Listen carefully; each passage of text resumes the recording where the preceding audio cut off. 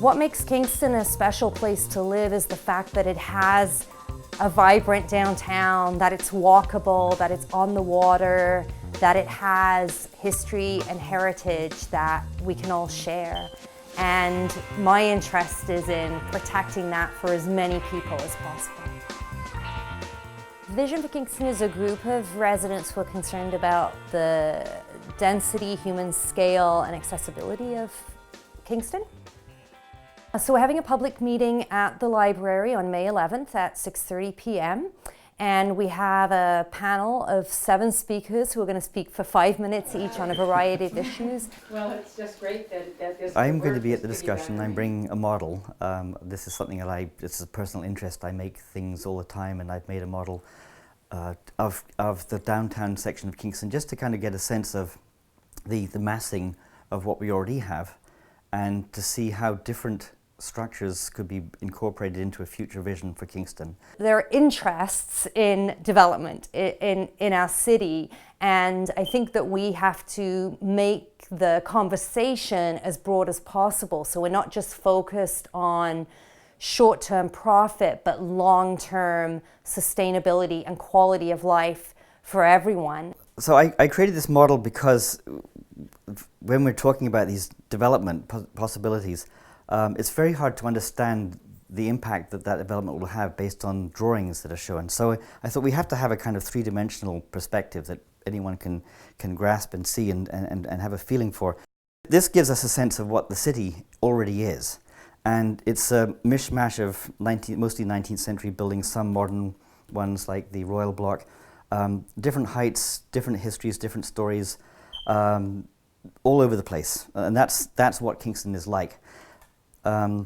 We also have these empty spaces that are literally parking lots. These are all the empty spaces that currently exist with cars parking on old asphalt coverings and so on. No one's for a moment going to say it's worth keeping. These are demanding and asking to be developed. So this is what it comes down to. The city says we need to bring people into the city.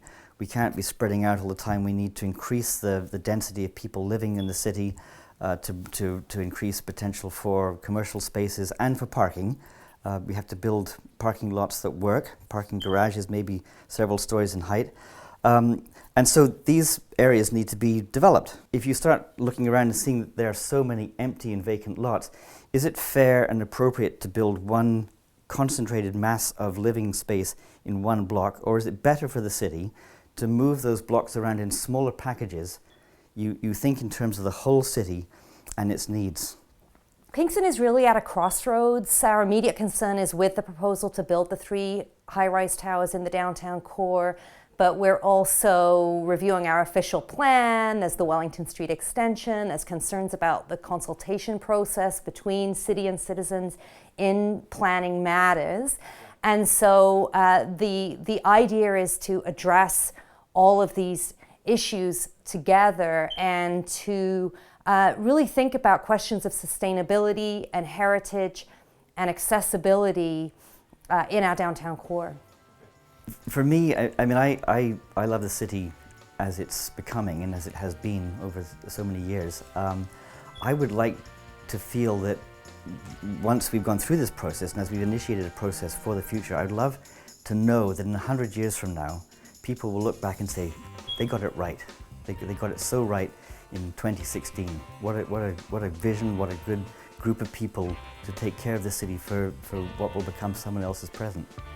The meeting is in the Wilson Room at the Kingston Public Library on Wednesday, May 11th at 6:30 p.m. And they can find out more information from our Facebook page, which is called Vision for Kingston. There are also posters and flyers throughout the downtown.